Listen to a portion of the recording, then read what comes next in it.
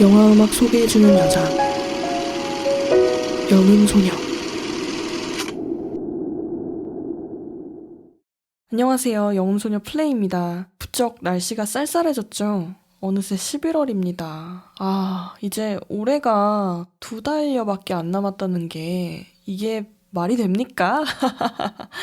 올해 하반기는 유난히 좀 바빴던 것 같아요. 지난달에 부산국제영화제 다녀온 이후로 뭔가 이렇게 계속 정신없이 지나가다가 연말 다가오니까 이대로 그냥 이렇게 올해가 훌쩍 넘어가 버릴 것 같은 그런 겁도 좀 나고, 그래서 미뤄왔던 일들을 굉장히 쫓기듯 해내고 있습니다. 오늘은 예고했던 대로 전자음악파 우리 한스 짐머 오옹님의 특집을 준비했고요. 시작하기 전에 먼저 양해의 말씀 드려야 할 것 같습니다. 그동안 같이 진행을 해오던 지유씨가 개인적인 스케줄로 인해서 잠시 방송을 쉬게 됐어요.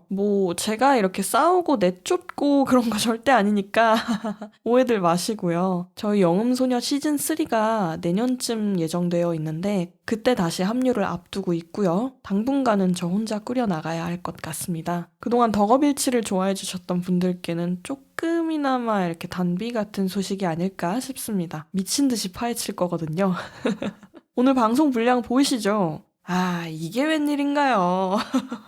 새 광고 듣고 시작하도록 하겠습니다. 채널 고정하세요. 오늘 본 영화 참 좋았죠? 당신이 스크린에 집중한 사이 몇 번의 음악이 흘러가는지 기억하나요? 방금 그 영화, 그 속의 음악들 다시 들려줄게요. 지금 네이버 오디오 클립에서 영음소녀를 찾아주세요.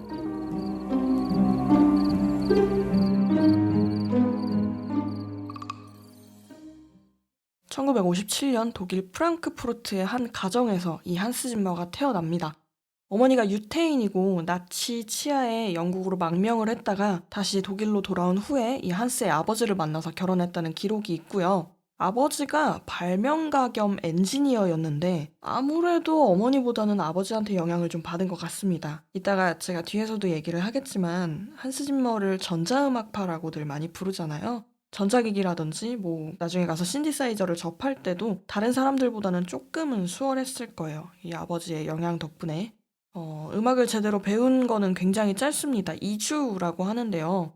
인터뷰를 보니까 본인 피셜 클래식은 따분해서 싫었다라고 말한 적이 있습니다. 거의 그럼 독학이라는 거죠. 그럴 수밖에 없었던 결정적인 이유가 음악학교에 진학을 하려고 여기저기 서류를 냈는데 8개 학교에서 입학을 거부당했다고 합니다. 음악적 재능이 없었던 건 아닌 것 같은데 뭔가 그 교육기관에서 요구하는 학생상에는 맞지 않았던 것 같아요. 그래서 혼자 공부하고 종종 컴퓨터로 음악도 이렇게 혼자 들으면서 자랐다고 합니다. 대충 여기까지가 그 아이의 모습이 조금 그려지죠. 지금의 한스 짐머가 보여주는 음악 스타일이랑 굉장히 닮아 있습니다. 그동안 방송을 진행하면서 많은 영화 음악 감독들에 대해 연구를 해봤는데 이 유년기를 보면 거의 공식처럼 저희가 계속 방송하면서 얘기했었죠. 다들 어렸을 때 부모님 영향으로 음악을 접하게 되거나 또 조기 교육도 음악 감독들이 성장하는 데 큰 힘이 됐다고 볼 수 있어요. 그런데 이 한스 짐머는 유년기와 청소년기를 통틀어 봤을 때 음악적으로 정기 교육을 받은 게 거의 없다고 보시면 됩니다. 10대 중반쯤에 허트우드 하우스라는 기숙학교에 들어갔는데 이게 또 어떤 예술학교라고 보기는 힘들 것 같아요. 학교 홈페이지를 제가 들어가 봤습니다. 그런데 학생들에게 독창성과 예술성을 좀 키우는 것을 지향한다라고는 나와 있지만 이 커리큘럼에서 알 수 있는 정보가 거의 없어서 안타깝게도 여기가 예술학교다라고 단정 지을 수는 없을 것 같아요. 위치는 영국이고요. 중요한 거는 그쯤에 한스 짐머가 나는 영화음악 감독이 될 거다라고 이렇게 엄청난 결심을 했다는 건데 당시에 원스 어폰 어 타임 인 웨스트를 보고 크게 영감을 받았다고 합니다. 요거는 엔니오 모리코네가 음악을 맡아서 했죠. 나중에 이 본인이 성장을 해서 이 엔니오 모리코네와 어깨를 나란히 할 것이다라는 상상을 감히 했을까요? 감히 한번 해봤을까요? 그래도 동양권보다는 좀 헐리우드에 진출하기 상대적으로 유리한 조건의 유전자니까 내심 기대했을지도 모르겠습니다.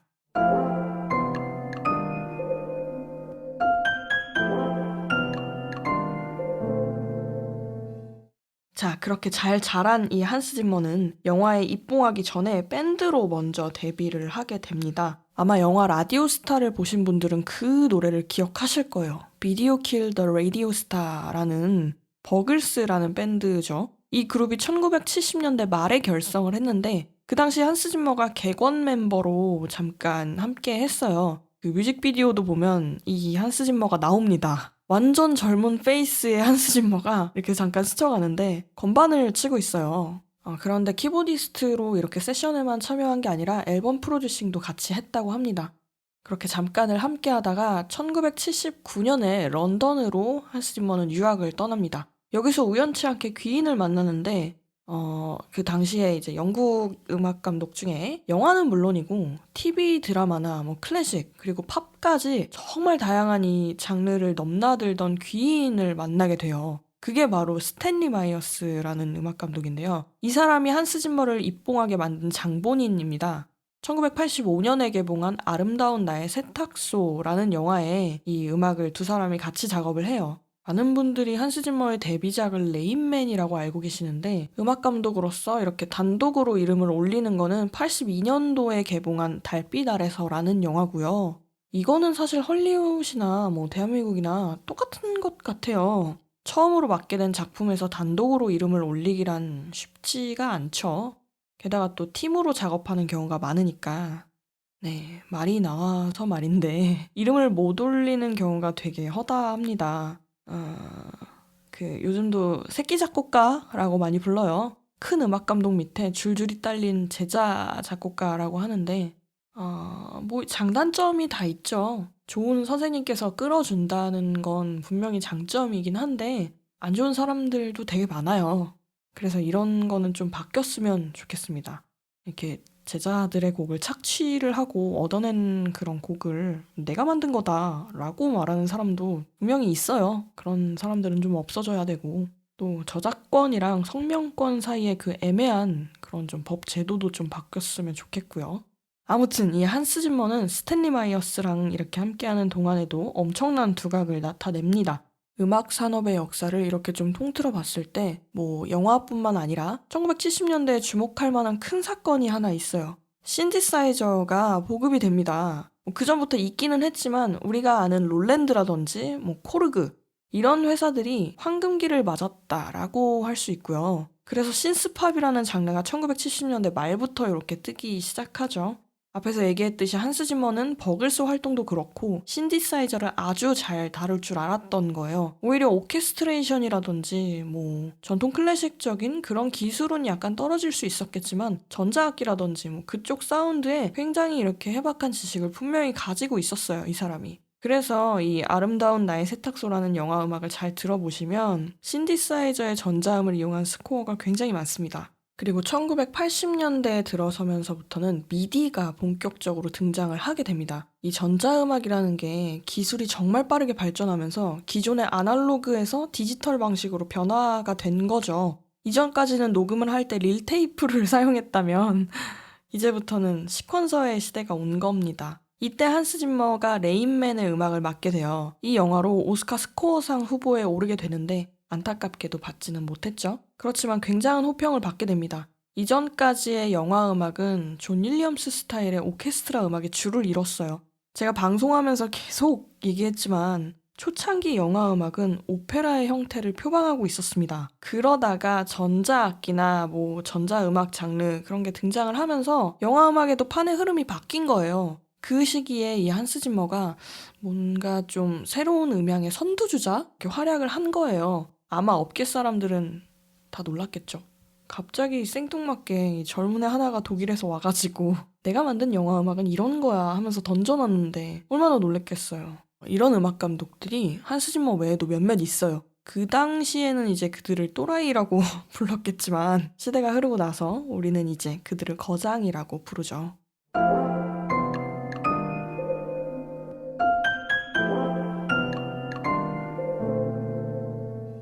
1990년대에 들어오면서 본격적으로 한스 짐머는 많은 영화 음악을 작업하게 됩니다. 91년 델마와 루이스, 93년 트루 로맨스, 94년 라이온 킹, 95년 크림슨 타이드, 96년 더 록, 97년 피스메이커, 이보다 더 좋을 순 없다. 98년 이집트 왕자 신 레드라인까지.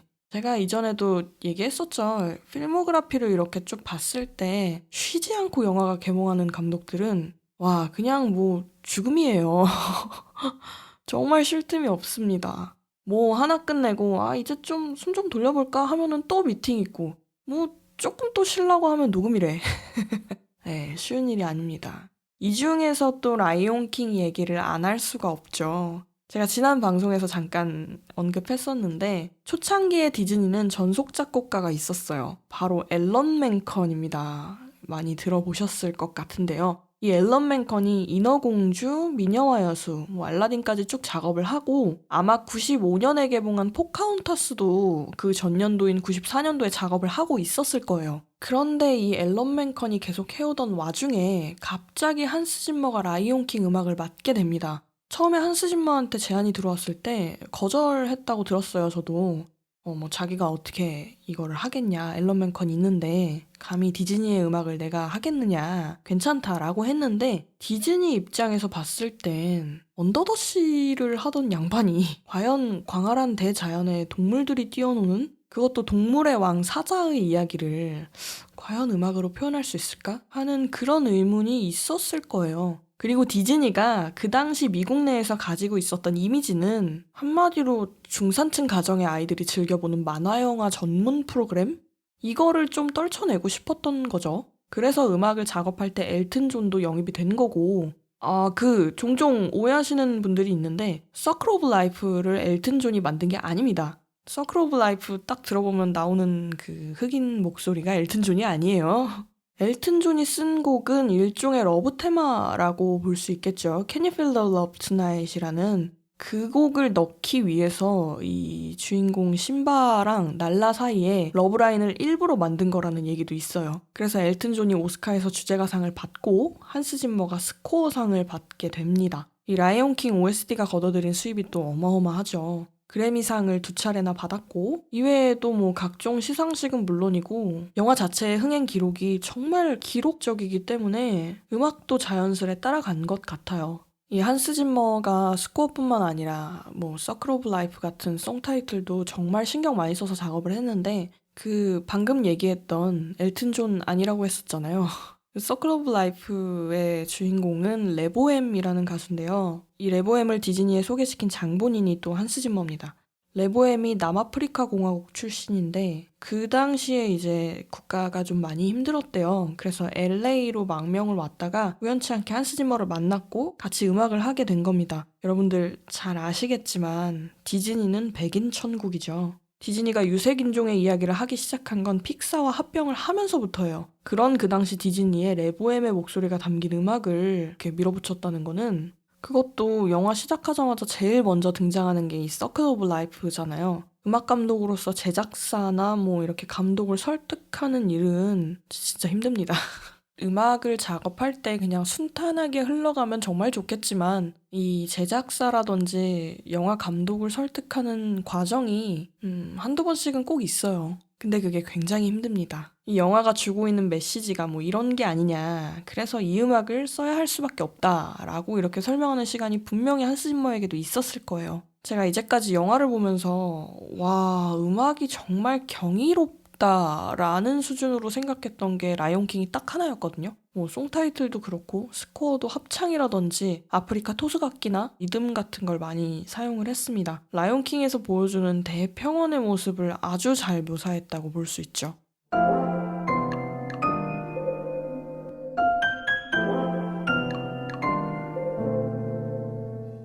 2000년대에 들어와서도 이 한스 짐머의 작품은 끊기지 않고 계속 이어집니다. 2000년 글래디에이터, 2001년에 한니발, 진주만, 블랙호크 다운 이렇게 3개의 영화가 또 동시에 개봉을 했고요. 아까 앞에서 언급했던 델마 루이스랑 글래디에이터, 블랙호크 다운 이렇게 3작품은 감독이 리들리 스캇입니다. 그리고 더록이랑 진주만이 마이클 베이 감독이랑 함께 했던 건데 우선 마이클 베이 영화는 헐리우드 블록버스터 겸 오락영화? 그런 영화에서 등장하는 일종의 공식들이 있지 않습니까? 뭐 차가 터진다든지 지구가 멸망한다든지 혹은 뭐 군인이나 로봇이 등장하기도 하고 그런 공식의 집합체가 마이클 베이 영화라고 할 수 있고 또 굉장히 다 터트려버리기로 유명하죠. 영화 음악을 작업하다 보면 특히나 언더스코어를 작업할 때 정말 중요한 한 가지가 있어요. 효과음이랑 음악에서 악기의 소리라든지 뭐 이렇게 딱 치고 빠지는 그런 포인트? 그게 맞물리면 안 돼요. 나중에 믹싱 기사님이 좀 힘들어하는 것도 있고요. 영화가 또 정신이 없을 땐 음악이 쉬어줘야 하는 게 정석이기도 하고 또 이게 음악까지 다 때려 부수면 영화를 보는 관객 입장에서 귀가 좀 이렇게 피곤할 수밖에 없거든요. 그런데 이 마이클 베이 영화의 음악도 비중이 꽤 많이 차지하고 있어요. 진주만은 네, 그래요. 뭐 생뚱맞게 삼각관계가 등장하니까 이 음악이 선율적으로 좀 보여줘도 괜찮겠다라는 어떤 이런 합리화가 좀 되는데 제 기준에서 더록은 조금 과했던 것 같아요. 굳이 안 넣어도 될 부분에서 음악이 너무 많고 정신도 없고 그래서 오히려 마이클 베이랑 한스 짐머가 함께했던 작품들보다는 리들리 스캇이랑 이렇게 같이 한 영화들이 조금 더 여백의 미가 보여줬던 것 같습니다. 그리고 글래디에이터는 리들리 스캇 작품 중에서도 정말 다양한 볼거리를 자랑하죠. 영화의 배경이 중세 로마 시대고 또 의상이나 미술 같은 것도 정말 훌륭합니다. 영화 오프닝에 나오는 음악을 자세히 들어보면 여성의 보이스가 허밍으로 나와요. 그리고 엔딩곡은 리사 제라드가 부른 Now We Are Free라는 곡인데 엔딩곡만큼은 반드시 여성 보컬을 데려다 써야 한다라고 한스 짐머가 고집을 부렸다고 합니다. 이렇게 음악과 시작의 끝을 일치시키는 거, 그러니까 수미상관인 거죠. 한스 짐머가 이런 걸 되게 잘합니다. 그리고 앞에서 얘기했던 블랙호크 다운은 영화 배경이 소말리아인데요. 1993년에 벌어진 모가디슈 전투를 소재로 하고 있는 영화인데 이 한스 짐머가 처음에 시나리오를 받아서 읽고는 이거는 내가 그 지역에 대한 이해가 없으면 음악을 작업하기가 좀 힘들겠다라고 생각해서 몇 달에 걸쳐서 직접 그 소말리아와 또 인접 국가들을 방문을 해서 연구를 하고 또 음악을 만들었다고 합니다. 만약에 제가 한 작품당 이렇게 순수 개런티만 억 단위로 받는 음악 감독이면 저도 그렇게 할 것 같아요. 해야죠. 해야 됩니다.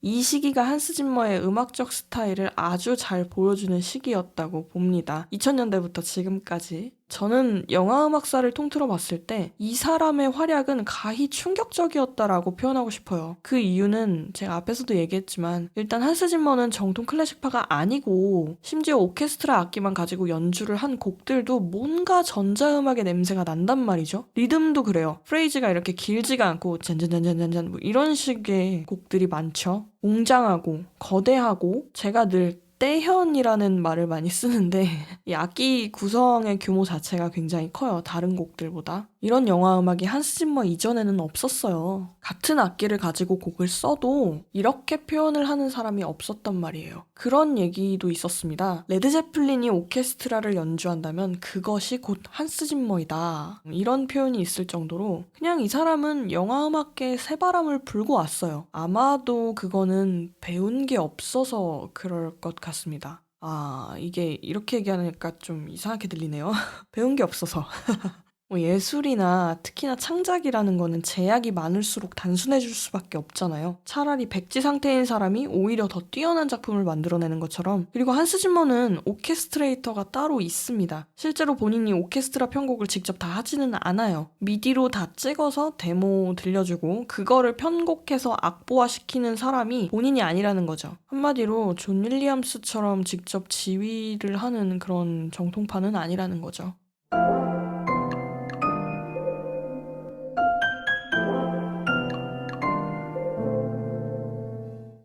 앞에서 말씀드린 마이클 베이와 리들리 스캇, 그리고 영화 다빈치 코드 천사와 악마 감독인 론 하워드까지 이 세 사람이 한스 짐머와 다작을 함께한 거장들인데요. 사실 케미라는 거는 이분을 빼놓고 이야기할 수가 없습니다. 너무 놀랍죠?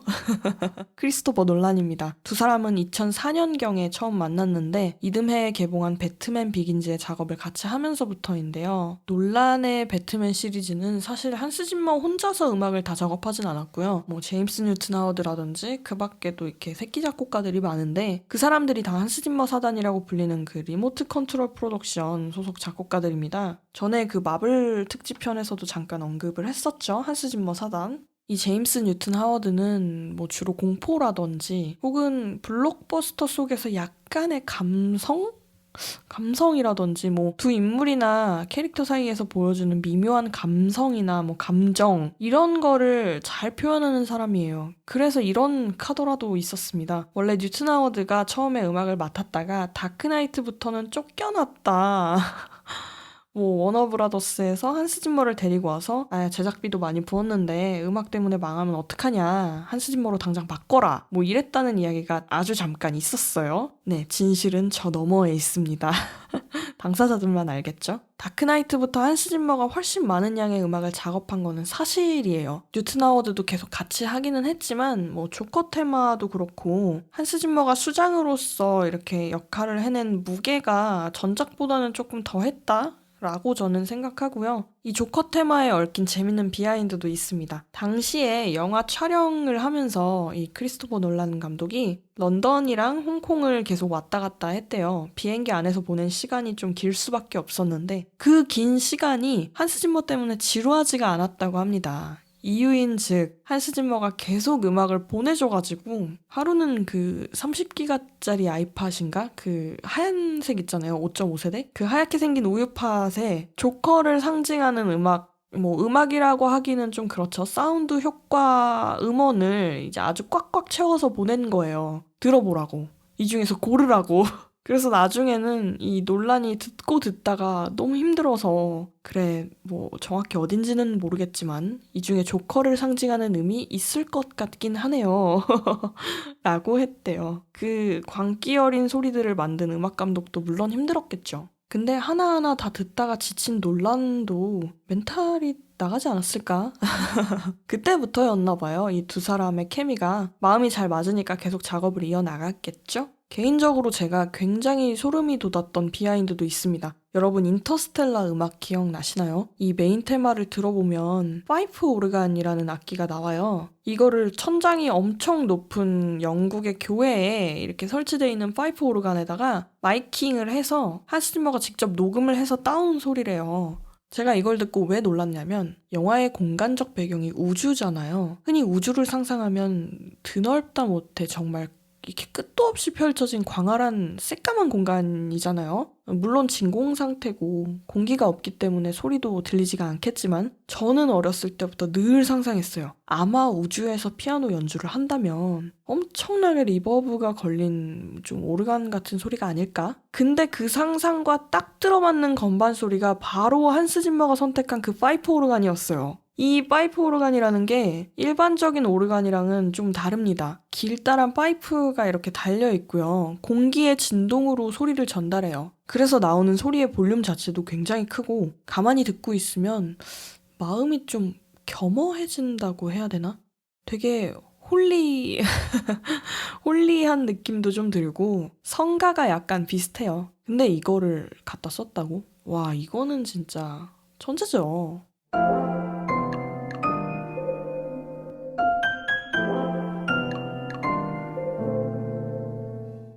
제가 얼마 전에 이 방송 준비하면서 자료를 막 찾다가 오랜만에 DVD를 좀 봤습니다. 아마 이 방송을 처음 들으시는 분들은 갑자기 웬 DVD? 라고 해서 좀 생소하시겠지만 저는 DVD를 수집합니다. 광적으로 수집해요. 덕업일치의 DVD 특집 한번 들어봐 주시고요. 네, 잠깐 이야기가 샜는데 제가 음악감독별 필모그래피대로 진열을 해놨어요. 그중에 한스 짐머 것도 꽤 있는데 캐리비안의 해적 2편 DVD에 음악 메이킹에 대해서 찍어놓은 부가 영상이 있습니다. 그래서 뭔가 좀 건질 게 없을까 하고 오랜만에 봤다가 너무 웃겨가지고 웃음을 멈출 수가 없었어요. 이 한스 짐머가 녹음실 안쪽에서 이렇게 기타를 연주를 하고 부스 밖으로 나왔어요. 그래서 저는 이걸 보면서 야, 역시 거장은 남달라. 세션도 안 쓰고 자기가 직접 녹음도 하고 와 진짜 대단하다 라고 하고 있었는데 갑자기 한스 짐머가 예산이 없어서 직접 녹음할 수밖에 없었다 라고 하는 거예요. 아, 참 이게 그래요. 참 거장이 예산을 허덕여서 이게 말이 됩니까? 아마도 당신의 마음과 내 마음이 같았겠죠.